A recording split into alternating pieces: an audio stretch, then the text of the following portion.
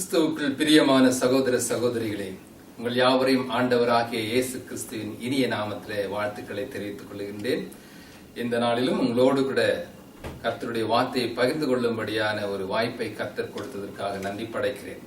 இந்த நாளிலும் உங்களோடு கூட பேசும்படியாக கர்த்தர் ஆவியானவர் மூலமா ஏவின ஒரு தலைப்பு என்னவென்று சொன்னால், இயேசுவின் பாதங்கள், the feet of Jesus. இயேசுவின் பாதங்கள்.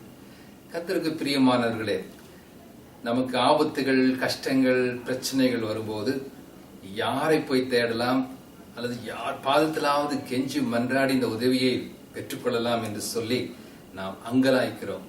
கிறிஸ்தவர்களாயிருந்தாலும் விசுவாசிகளாயிருந்தாலும் திடீரென்று போராட்டங்களும் ஆபத்தான காரியங்களும் வரும்பொழுது, மிகவும் தேவையான ஒரு காரியம் வரும்பொழுது எப்படியாவது யாரையாவது காலை பிடிச்சாவது நம்ம அந்த காரியத்தை பெற்றுக்கொள்ளலாம் என்று நாம் நினைக்கிறோம். விசேஷமாக பார்க்கும்போது நம்முடைய பிள்ளைகளுக்கு நல்ல ஒரு மெடிக்கல் காலேஜ்ல இடம் கிடைக்கணும் அல்லது ஒரு முக்கியமான காரியத்துல அவர்கள் இன்டர்வியூல வெற்றி பெறணும்னு சொன்னா, உலக பிரகாரமான மக்கள் கூட யார் காலையாவது அரசியல்வாதிகள் காலில், அதிகாரிகள் காலில் விழுந்து என் மகனுக்கு இடம் கிடைக்க செய்யுங்கன்னு சொல்லி கெஞ்சி மன்றாடி கூட வாங்குகிற ஒரு காலமாக இந்த நாட்கள் இருக்கிறது. ஆனால் இன்றைக்கு நாம் தியானிக்க போவது இயேசுவின் பாதங்களை குறித்து, உலக மனிதர்களுடைய பாதங்களை குறித்து அல்ல, இயேசுடைய பாதங்களை குறித்து. சரி, இயேசுவின் பாதங்கள் எதை குறிக்கிறது என்று நாம் பார்க்கும்போது, இயேசுவின் பாதங்கள் அவருடைய சமூகத்தை குறிக்கிறது, அவருடைய பிரசன்னத்தை குறிக்கிறது. ஹல்லேலூயா.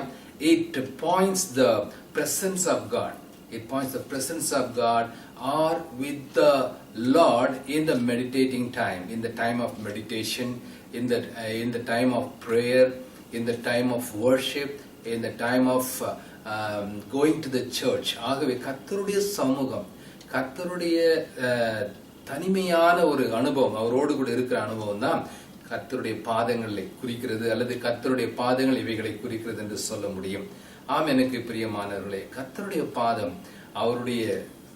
அவரோடு கூட நெருங்கி இருக்கிற ஒரு அனுபவத்தை குறிக்கிறது. சரி, வேதாகம சம்பவங்கள் மூலமாக உங்களோடு கூட கர்த்தருடைய பாதங்களிலே நாம் தனித்து அமர்ந்திருக்கும் போது என்னென்ன கிடைக்கும், என்ன பலன்கள், என்ன ஆசீர்வாதங்கள் என்பதை குறித்து உங்களோடு கூட நான் பேச விரும்புகின்றேன். முதலாவதாக நாம் பார்க்க போகின்றோம் லூக்கா எழுதின சுவிசேஷம் 7ஆம் அதிகாரம் 36 38 உள்ள வசனங்களை நாம் வாசிக்கும் போது, Luke's Gospel chapter 7 verses from 36 to 38 வாசிப்போம். பரிசேயரில் ஒருவன் தன்னுடனே போஜனம் பண்ண வேண்டும் என்று அவரை வேண்டிக் கொண்டான். யாரை? கர்த்தரை இயேசுவை வேண்டிக் கொண்டான். அவர் அந்த பரிசேயனுடைய வீட்டிலே பிரவேசித்து பந்தியிருந்தார். அப்பொழுது அந்த ஊரில் இருந்த பாவியாகிய ஒரு ஸ்திரீ அவர் பரிசேயன் வீட்டிலே பந்தியிருக்கிறதை அறிந்து ஒரு பரணியில் பரிமள தைலம் கொண்டு வந்து, 38ஆம் வசனத்தை கவனித்து வாசிப்போம். அவருடைய பாதங்களின் அருகே, ஹல்லேலூயா, எங்கே? அவருடைய பாதங்களின் அருகே பின்னாக நின்று அழுது கொண்டு அவருடைய பாதங்களை தன் கண்ணீரினால் நனைத்து தன் தலைமயிரினால் துடைத்து அவருடைய பாதங்களை முத்தம் செய்து பரிமள தைலத்தை பூசினாள் என்று பார்க்கிறோம். அல்லேலூயா. இங்கு வந்து பார்க்கிறோம், அங்கு ஒரு நீதிமான் அல்ல, அல்லது விசுவாசிகள் அல்ல, அல்லது கர்த்தருடைய தேவதாசர்கள் மாத்திரமல்ல, இங்கு ஒரு பாவியான ஸ்திரீ அவருடைய பாதத்து அருகே வந்தாள் என்று பார்க்கின்றோம். ஆமெனுக்கு பிரியமானவர்களே, பாவிகளை ரட்சிக்க கிறிஸ்து உலகத்தில வந்தார். ஹல்லேலூயா. பாவிகளோடு நெருங்கி அவர் பழகினார். பாவத்திலே அவர் ஈடுபடவில்லை, அவர்கள் செய்த பாவத்திலே ஈடுபடவில்லை. ஆனால் பாவிகளை ரட்சிக்க, உங்களையும் என்னையும் பாவியாக இருந்த நிலைமையிலே ரட்சிக்க வந்த தெய்வம் தான் இயேசு. ஹல்லேலூயா. ஆகவே அவர் பாவிகளை வெறுக்கவில்லை, பாவிகளை நேசித்தார். நேசித்து அவர்களை பரிசுத்தவான்களாக, நீதிமான்களாக மாற்றும்படியாக கர்த்தர் இயேசு கிறிஸ்து இந்த பூமியிலே உலகத்திலே வந்தார். ஆமென். சரி, இப்போ இயேசுவின் பாதத்தருகே அவள் வந்த பிறகு அவள் என்ன செய்தாள் என்று பார்க்கும்போது, அந்த பாவியான ஸ்திரீ முதலாவதாக அவளுடைய முதல்ல நெருங்குவதற்கு அவள் பயப்பட்டாள் என்று பார்க்கிறோம். அவள் பின்னாக அவர் அருகே பாதங்கள் என்று வந்தாள், ஆனால் பின்னாக நின்று கொண்டாள். என்ன செய்யலாம் என்று யோசித்தாள். அதன் பிறகு அவள் செய்கின்றாள், அவள் நின்று முதல்ல அழுதாள். எதற்காக அழுதிருப்பாள்? நீங்க நினைச்சு பாருங்க. இப்படிப்பட்ட பரிசுத்தவானை, தீர்க்கதரிசி, ஒரு தேவனுடைய குமாரனை சந்திக்கும்படியான ஒரு வாய்ப்பை பாவியாக எனக்கு கர்த்தர் கொடுத்தாரே என்று சொல்லி அவள் நிச்சயமாய் ஆனந்த கண்ணீர் விட்டிருக்க முடியும். அது மாத்திரமல்ல, தன் பாவ உணர்வை உணர்ந்து அவள் கண்ணீர் விட்டு கதறி இருக்க வேண்டும். ஹல்லேலூயா. கர்த்தர் அருகே வந்தபோது நாம் எத்தனை பெரிய பாவியா இருந்தாலும் அவர் மனம் கசந்து அழுதுதான் தீர வேண்டும். உண்மையான பாவத்தை அவள் வெறுத்து மனம் திரும்பும் போது நிச்சயமாக அந்த பாவத்திற்காக கதறி அழுது ஜெபிக்கிறவர்கள் இந்த நாட்களிலே தேவை. ஹல்லேலூயா. ஆக எனக்கு பிரியமானவர்கள், அவள் என்ன செய்தாள்? அவள் அருகே பாதத்தருகே வந்தாள், பின்னாக நின்று கொண்டாள். அதன் பிறகு அவள் கண்ணீர் விட்டாள் என்று பார்க்கிறோம். ஆமேன். கண்ணீர் விட்டு ஜெபிக்கிற ஜெபத்தை கர்த்தர் அதிகமாக விரும்புகிறார். அதற்காக நாம் கண்ணீரை கண்ணீரை விடும்படியான ஒரு சம்பவத்தை சூழ்நிலை ஏற்படுத்தல. ஆனால் கண்ணீர் விடுகிற ஒரு சம்பவம் ஏற்படும் போது அவர் அந்த கண்ணீரோடு ஜெபிக்கிற ஜெபத்துக்கு அவர் மனது உருகுகிற தேவனாய் இருக்கின்றார். அவர் இரக்கத்தில் ஐஸ்வர்யம் உள்ளவராய் இருக்கிறார். வேதாகமத்திலே பார்க்கும்போது அநேக கண்ணீரோடு ஜெபித்த ஜெபங்களுக்கு கர்த்தர் பதில் அளித்திருக்கிறார். கண்ணீரோடு இருதயத்தை ஊற்றி விட்டவர்களுக்கு அவர் பதில் கொடுத்திருக்கின்றார். ஆக அவள் என்ன செய்தாலாம்? முதலிலே கண்ணீர் விட்டாள். சரி, மறுபடியும் என்ன செய்தால்? கண்ணீரால் நனைத்தாள். அந்த பாதங்களை என்ன செஞ்சால்? she drenched his feet with the tears என்று பார்க்கிறோம். அவள் நனைத்தாள். அந்த அளவுக்கு அவள் கண்ணீரை அங்கு கொட்டினாள் என்று பார்க்கின்றோம். அது பிறகு என்ன நடந்தது? அவள் மறுபடியுமாய் அந்த தலைமயிரால், அவளுடைய தலைமயிரால் அவள் துடைத்தாள் என்று பார்க்கிறோம். இஸ்ரவேல் தேசத்திலே அன்றைக்கும் கூட இப்படிப்பட்ட தலைமுடியானது மிகவும் கனமான ஒரு காரியமாய் ஒரு ஸ்திரீக்கு இருக்கிறது. ஒரு பெண்ணுக்கு ஒரு கிரீடமாக இருப்பது அவருடைய தலை முடி என்று சொல்லுவாங்க. இன்றைக்கு கூட நம்ம நாட்டில் கூட நீளமான கூந்தல் வைத்திருந்தா ரொம்ப பெருமையா பேசுவாங்க இல்லையா? என் மகளுக்கு, என் மனைவிக்கு இப்படிப்பட்ட நீளமான கூந்தல் இருக்குது, அந்த கூந்தலை பார்த்து தான் நான் கல்யாணம் பண்ண சொல்ற ஆட்கள் உண்டு. நானும் அப்படிதான் சொல்லியிருக்கிறேன். என் மனைவிக்கு நீளமான கூந்தல் இருந்திருக்கு. அதை நான் விரும்பும் பொழுது சிஎம்சி ஆஸ்பத்திரியில வேலூர்ல. ஆக எதற்காக சொல்றேன்னு சொன்னா, தலைமயிரானது ஒரு விசேஷமானது. பெண்களுக்கு இஸ்ரவேல் தேசத்துல ஒரு கனமான ஒரு காரியம். ஈஸியா அதை கூந்தல் அழுக்க முடியாது. அவங்க கணவனை தவிர மற்றவர்களுக்கு பப்ளிக்ல போகும்போது அவங்க தலையை முக்காடு போட்டுதான் போவாங்க. ஆக அந்த நாட்களிலே அப்படிப்பட்ட கனம் பெற்ற தலைமயிரை அவள் என்ன செய்தாலாம்? அந்த தலைமயிரால் அவள் கண்ணீரை அவள் பாதத்திலே விட்ட கண்ணீரை அவள் துடைத்தாள் என்று பார்க்கிறோம். அது எதை குறிக்கிறது என்று பார்க்கும் பொழுது, அவள் தன்னுடைய கனத்தை, தன்னுடைய பெருமையை அவள் விட்டு அவளுக்கு தியாகத்தோடு கூட அவள் தன்னை தாழ்த்தினாள் என்று பார்க்கிறோம். இது அவளுடைய தாழ்மையை குறிக்கிறது. அவளுடைய பெருமையை அவள் விட்டு தாழ்மை உள்ளவர்களுக்கு கர்த்தர் கிருபை அளிக்கிறார் என்று சொல்லி வசனம் சொல்லுவது போல அங்கு அவர் கிருபைக்காக அவள் தன் தலைமயிரால் அவரை கனப்படுத்தினாள் என்று பார்க்கிறோம். தன் கனத்தை விட்டு அவரை கனப்படுத்தினாள் என்று பார்க்கிறோம். சரி, அதன் பிறகு என்ன செய்தாலாம்? தன் தலைமையினால் துடைத்த பிறகு அவருடைய பாதங்களை முத்தம் செய்தாள் என்று பார்க்கிறோம். முத்தம் செய்வது நமக்கு அந்த இடத்துல சொல்ல வேண்டிய அவசியம் இல்லை. நமக்கு நெருங்கிய கணவன் மனைவி, நம்முடைய பிள்ளைகளை அன்போடு மிகவும் நேசத்தோடு பாசத்தோடு பழகிறவர்களை நாம் முத்தம் செய்கிறோம். அன்பின் முத்தத்தினால நாம் ஒருவர் நம்ம பாசத்தை பரிமாறிக்கொள்ளுகிறோம். It's the symbol of the true love. It's a symbol of a close relationship. It's the symbol of intimate relationship. நெருங்கிய தொடர்பு கொண்டவங்கன்னா முத்தம் செய்ய முடியும் இல்லையா? உண்மையான பாசமுள்ள நேசமுள்ள கணவனும் மனைவியும் அல்லது பிள்ளைகள் பெற்றோரும் அல்லது உண்மையான நண்பர்கள் கூட அவர்கள் முத்தங்களை பரிமாறிக்கொள்வார்கள். ஒரு சிம்பலாக, ஒரு அடையாளமாக தங்கள் அன்பை, பாசத்தை, நெருக்கத்தை காட்டும்படியான ஒரு அடையாள குறியாக முத்தம் இருக்கிறது. ஆமென். ஆக அவள் அங்கு நெருங்கிய ஒரு பாசத்தை, அவள் இருந்த அன்பை எல்லாம் அங்கு கொட்டினாள், முத்தம் செய்தாள் என்று பார்க்கிறோம். முத்தத்தின் மூலமாக தன்னுடைய அன்பை அவள் வெளிக்காட்டினாள் என்று பார்க்கின்றோம். அதன் பிறகு என்ன செய்தாலாம்? பரிமள தைலத்தை அங்கு பூசினாள். ஹல்லேலூயா. She poured out all that perfume upon his feet என்று பார்க்கிறோம். அப்படியானால் பரிமள தைலம் அந்த நாட்களிலே மிகவும் மிகவும் மிகவும் விலையேற பெற்ற காரியமாயிருந்தாலும் கர்த்தருக்காக தன்னுடைய விலையேற பெற்ற காணிக்கையாக அவள் படைத்தாள் என்று பார்க்கிறோம். ஆக இத்தனை காரியங்களை நாம் பார்க்கும்போது நம்முடைய வாழ்க்கையில கர்த்தருடைய பாதத்திலே அமர்ந்து நாம் என்ன செய்ய வேண்டும், அவரோடு அமர்ந்திருப்பது என்ன குறிக்கிறது என்று பார்க்கும்போது நாம் அவரோடு நெருங்கி இருக்கிற ஒரு உறவை குறிக்கிறது. நம்முடைய பாசத்தை நாம் வெளிப்படுத்துகிற ஒரு இடமாக இருக்கின்றது.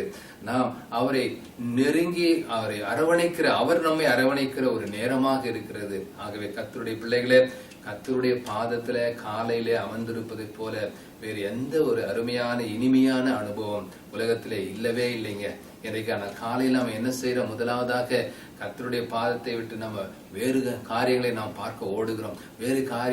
வேறு மக்களை நாம் பார்க்க ஓடுகிறோம். கர்த்தருடைய பாதத்துல முதலாவது யார் காலில் நம்ம விழுவோம்? எப்படியாவது உதவி பெற்றுக்கொள்வோம். எந்த தலைவர்கள், எந்த பெரிய பணக்காரர்கள் காலில் விழுந்து நம்ம உதவியை பெற்றுக்கொள்வோம் என்று சொல்லி உலக பிரகாரமாக, மாம்சிக பிரகாரமாக நாம் நினைக்கிறோம். அப்படிப்பட்ட சூழ்நிலைகள் நம்மளுக்கு வருகிறது, உண்மைதான், இல்லை என்று சொல்லவில்லை. ஆனாலும் அருமையானவர்களே, கர்த்தருடைய பாதத்தில் அமர்ந்திருப்பது மிகப்பெரிய பாக்கியம். அது ஒரு இனிமையான அனுபவம். தேவனுடைய பிரசன்னத்தை உணர முடியும், கர்த்தரோடு நாம் பேச முடியும். ஆகவே நாம இவளை போல, இந்த பாவியான ஸ்திரியை போல நாமும் கூட கர்த்தருடைய பாதத்தில் அமர்ந்து அவருடைய கண்ணீரால் நமக்கு ஜெபங்களை கொட்டுவோம். அன்றைக்கு அன்னாள் என்ன செய்தால்? அங்கு கர்த்தருடைய சமூகத்துல போய் அவருடைய சமூகம் என்ன குறிக்கிறது? அவருடைய பாதத்தருகே தன் இருதயத்தை எல்லாம் ஊட்டி விட்டாள் என்று பார்க்கிறோம். தனக்கு குழந்தை இல்லையே என்ற ஒரு பெரிய பாரம் அவருடைய சக்களத்தை அவளை தொந்தரவு பண்ணி கேவலப்படுத்தி அவமானப்படுத்தி கொண்டிருந்த போதெல்லாம் அவள் வேதனையால் துடித்தாள். தன்னுடைய கணவனிடத்திலும் போய் சொல்லல, அவள் கணவனுடைய பாதத்துல விழல, அந்த சக்களத்தை காலில் போய் மன்னிச்சிருமா, என்னை விட்டுடுன்னு சொல்லல. அவன் போய் நேராக கர்த்தருடைய பாதத்திலே சமூகத்துல தன் இருதயத்தை எல்லாம் கொட்டி அவள் கண்ணீரால் நினைத்தாள் என்று பார்க்கிறோம். அதுக்குரிய பதில் என்ன? கர்த்தர் அற்புத விதமாக சாமுவேலை கொடுத்தார். அல்லேலூயா. ஆம், எனக்கு பிரியமானவர்களே, இன்றைக்கு வேதனையோடு கண்ணீரோடு இருக்கிறீர்களா? கண்ணீரோடு கூட நீங்கள் போய் கர்த்தருடைய பாதத்தில் அமர்ந்து நீங்கள் ஜெபிக்கும் பொழுது, உங்கள் இருதயத்தை ஊற்றும் பொழுது உங்கள் துக்கம் சந்தோஷமாய் மாறும். கர்த்தர் அற்புதமான ஒரு சாமுவேலை உங்களுக்கும் கொடுப்பார். ஹல்லேலூயா. அற்புத காரியங்களை உங்களுக்கும் தருவார். ஆமென்.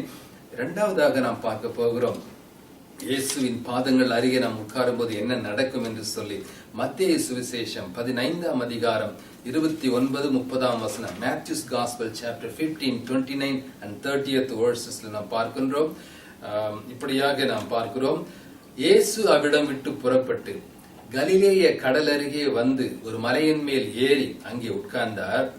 அப்பொழுது சப்பானிகள், குருடர், ஊமையர், ஊனர் முதலிய அநேகரை திரளான ஜனங்கள் கூட்டிக் கொண்டு இயேசுவினிடத்தில் வந்து அவர்களை அவர் பாதத்திலே வைத்தார்கள். அவர்களை அவர் சொஸ்தப்படுத்தினார். ஊமையர் பேசுகிறதையும், ஊனர் சொஸ்தமடைகிறதையும், சப்பானிகள் நடக்கிறதையும், குருடர் பார்க்கிறதையும் ஜனங்கள் கண்டு ஆச்சரியப்பட்டு இஸ்ரவேலின் தேவனை மகிமைப்படுத்தினார்களாம். ஆமென். கர்த்தருடைய பாதத்திலே உங்களுடைய பிரச்சனைகள், போராட்டங்கள், வியாதிகள், சாபங்கள் எல்லாவற்றையும் வைத்து விடும்போது கர்த்தர் ஒருவரையும் அல்லல் தட்டுகிற தேவன் இல்லை. ஒருவேளை அற்புதம் உடனே நடக்காவிட்டாலும் கூட கர்த்தருடைய பாதத்துல தொடர்ந்து அமருவோம். கர்த்தர் அற்புதமாய் அவரிடத்துல வந்த யாவரையும் அவர் சுஸ்தப்படுத்தினார். அவருடைய பாதபடியில வைத்தார்கள் என்று பார்க்கிறோம். உங்களுடைய பாரங்களை கர்த்தர் மீது வைத்து விடு என்றுதான் வசனம் சொல்கிறது. உங்கள் கவலைகள் அவர் மீது வைத்து விடு என்றுதான் சொல்லப்படுகிறது. ஹல்லேலூயா. அப்போது என்ன சொல்வாராம்? நீதிமானை ஒருபோதும் தள்ளாட விட்டார். He would never allow you to be shaken by anything or anybody when you come unto the feet of Jesus. So the feet of Jesus is the very special thing and unique thing that points the presence of God. Amen. அவருடைய பாதத்திலே நாம் அமர்ந்து எல்லாவற்றையும் நாம் வைத்து விடுவோம். பாரங்கள், கஷ்டங்கள், வியாதிகளை வைக்கும் போது எல்லாவற்றிலும் விடுதலையும் சுகத்தையும் அற்புதத்தையும் செய்த தேவனாய் இருக்கிறார். சோர்ந்து போகவே வேண்டாம்.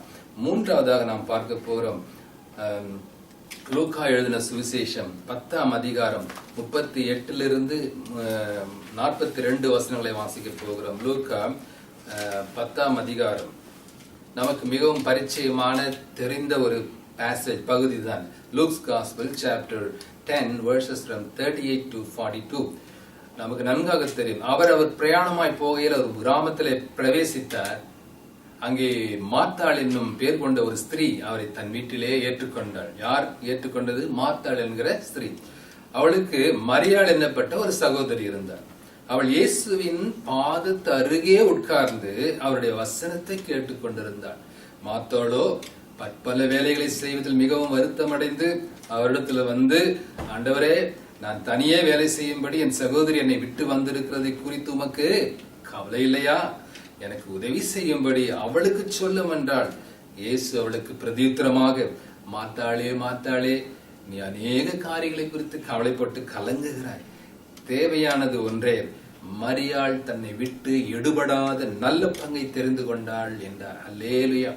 இன்றைக்கு இந்த பகுதி நாம் ஒவ்வொருவருக்கும் தேவையான ஒரு அறிவுரையாக இருக்கின்றது. ஆமென். இன்றைக்கு பிஸி யாரை கேட்டாலும், ஏங்க போன் செய்யல, ஐ எம் வெரி பிஸி, ஏங்க இமெயில் பார்க்கல, ஐ எம் வெரி பிஸி, எங்கெங்க சர்ச்சுக்கு வர முடியல என்று கேட்டா, இல்லைங்க எனக்கு over time part time work அதிகமா இருக்குது, எனக்கு ரொம்ப பிஸி, எங்க ப்ராஜெக்ட் பிஸி, கம்ப்யூட்டர் லேப்டாப்ல பல காரியங்கள் செய்யணும், இப்படி பிஸி என்று சொல்லி கர்த்தருடைய மெயின் பிசினஸ் விட்டுறாங்க. ஹல்லேலூயா. பிஸினஸ், BUSYNESS வந்து நம்ம வேகமா, அதாவது ரொம்ப என்ன தமிழ்ல கரெக்டா சொல்ல முடியல, பிசினஸ் நம்ம வந்து வேகமா அநேக காரியங்களை செய்யறது, எப்பவுமே நம்ம வந்து ஓட்டமா இருக்கிறது தான் பிசினஸ். கர்த்தருடைய பிசினஸ், கர்த்தருக்கு செய்ய வேண்டிய முக்கியமான காரியம் வேலை என்ன தெரியுமா?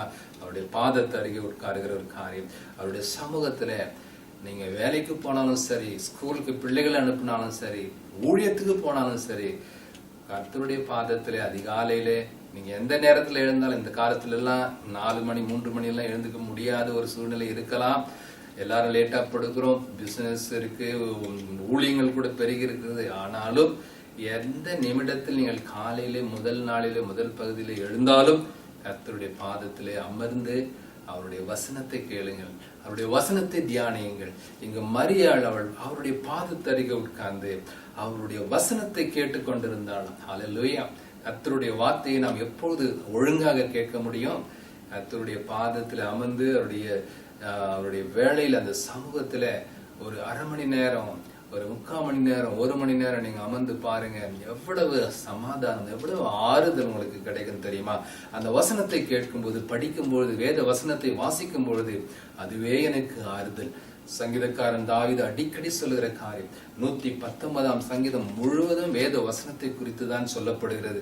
அங்கே சொல்ல, உமது வசனம் என் சிறுமையிலே ஆறுதல், உம்முடைய வசனத்தை நான் தியானிக்காவிட்டால் நான் துக்கத்திலே மூழ்கி இருப்பேன். உம்முடைய வசனம் என்னை உயிர்ப்பித்தது, எனக்கு ஆறுதல் தந்தது, எனக்கு சமாதானம் தந்தது, எனக்கு பலன் தந்தது, எனக்கு உற்சாகம் தந்தது என்று சொல்லி அநேக காரியங்களை அவர் அங்கே ஜெபத்தின் மூலமாக நன்றி சொல்லுவதை நாம் பார்க்கிறோம். எனக்கு அருமையானவர்களே, இன்றைக்கு முதலாவதாக நாம் செய்ய வேண்டிய காரியம் என்ன? கர்த்தருடைய பாதத்திலே வையுங்க. எந்த காரியம் வந்தாலும் அவருடைய சமூகத்திலே அமருங்கள். கர்த்தர் சொல்லியிருக்கிறார் அல்லவா, மத்தேயு 6ஆம் அதிகாரம் 33ஆம் வசனத்துல கர்த்தர் முதலாவது தேவனுடைய ராஜ்யத்தை அவருடைய நீதியையும் தேடுங்கள், அப்பொழுது உங்களுக்கு எல்லாம் கூட கொடுக்கப்படும் என்று சொல்லுகிறார். நாம் என்ன செய்யறோம்? முதலாவது எல்லாரையும் தேடிட்டு, எந்த டாக்டரை பார்க்கலாம், எந்த வக்கீலை பார்க்கலாம், எந்த ஃப்ரெண்டை பார்க்கலாம், எந்த அரசியல்வாதியை பார்க்கலாம், எந்த அதிகாரியை பார்க்கலாம் உதவிக்கின்று எல்லாம் தேடிட்டு முடியாத பட்சத்துலதான் கர்த்தரே, ஆண்டவரே எனக்கு உதவி செய்யுங்கப்பா, நீங்க தான் எனக்கு உதவி செய்யணும், கடைசியில் அவர் பாதத்துல விடுறோம். இல்லைங்க அருமையானவர்களே, முதலாவது அவருடைய பாதத்துல நீங்க உட்காருங்க.